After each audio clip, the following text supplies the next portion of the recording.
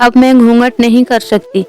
मंदिर में शादी हुई थी अनामिका और सुदर्शन की। ससुराल में तो कोहराम मच गया। दोनों ने अपनी मर्जी से शादी कर ली, इसलिए एक तो अपनी मर्जी की शादी, ऊपर से जात बिरादरी अलग। ससुराल में कदम रखते ही सास छाती पीट कर दहाड़े मारकर रोने लगी। हाय रे, मेरा भाग्य फूट गया।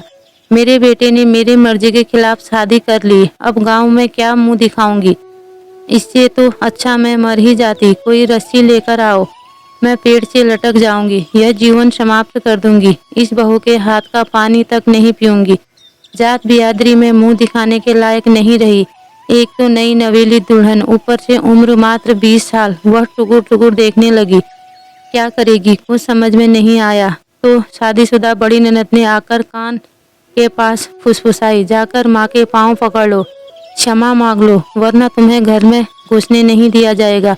बहू क्या करती कुछ समझ में नहीं आया तो दौड़कर सासू माँ के पैर पकड़ ली और रो रो कर कहने लगी, मुझसे गलती हो गई माँ जी, मुझे माफ कर दीजिए, मुझे अपनी बहू स्वीकार कर लीजिए।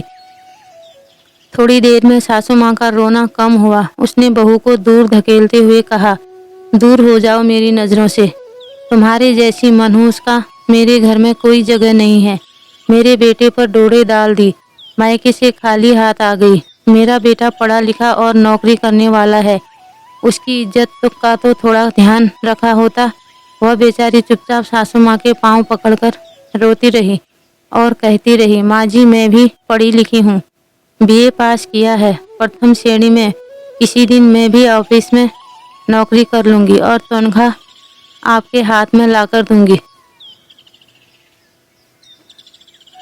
सास भी बिफर पड़ी। मेरे घर की बहू बेटियां नौकरी नहीं करती, घूंघट में रहती हैं।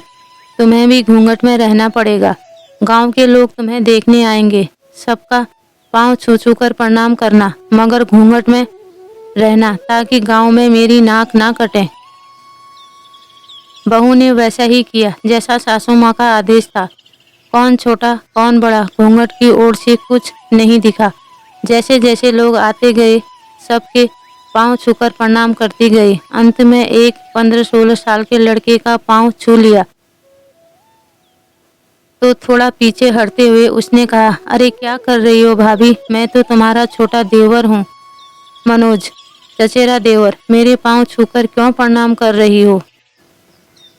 मनोज की बात सुनकर वहां खड़े सब लोग होकर हंसने लगे। बहू बेचारी घूंघट की ओर में शर्मा कर और सिमट गई। उसे भला क्या पता सामने कौन खड़ा है या कौन खड़ी है, कौन कितनी बड़ी है या बड़ा है, छोटा है या छोटी है। जैसे सासू माँ ने कहा वैसे ही किया।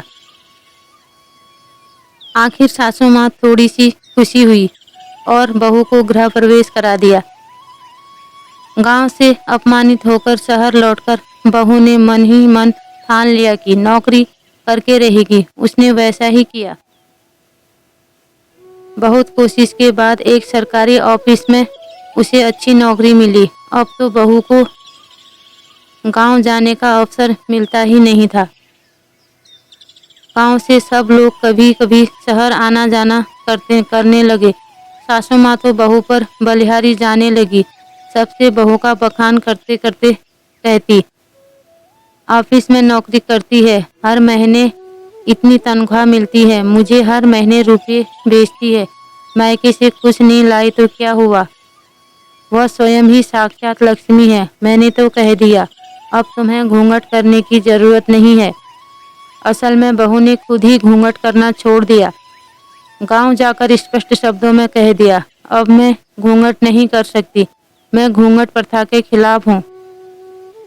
आपको अगर पसंद है तो गांव आऊंगी, वरना नहीं आऊंगी। अब की बार बहू के सामने सासू माँ की जुबान नहीं चली।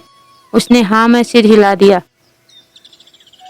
मतलब तुम्हें जैसा अच्छा लगे करो। सब समय का फेर है, समय बदलते समय नहीं लगता। दोस्तों, आपको ये कहानी कैसी लगी? पूरी कहानी सुनने के लिए आपका बहुत बहुत धन्यवाद।